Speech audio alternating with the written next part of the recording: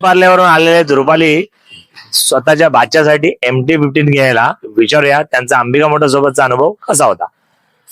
अंबिका मोटरचा अनुभव म्हणजे मी फर्स्ट टाइम रील्स असाच बघता बघता बघता इंस्टाग्राम वरती आली.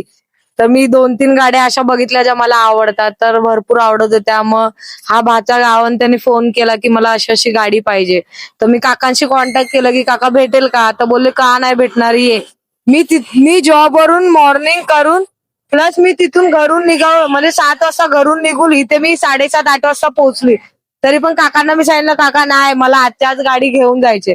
आता वाजले 10:30 वाजले झाले तरी पण काका म्हणजे माझ्यासाठी थांबले की बाबा हा हिची इच्छा आहे तर तू घेऊन जा. आणि मी असंच सांगेल की जी आपल्याला इथे फॅसिलिटी किंवा जो आपल्याला सर्व्हिस वगैरे तुम्ही जे काय बोलता ते ह्याच्यापेक्षा उत्तम कुठेच नाही भेटणार. कारण की आज वाजले 10:30 त्यांची पण मुलं आहेत.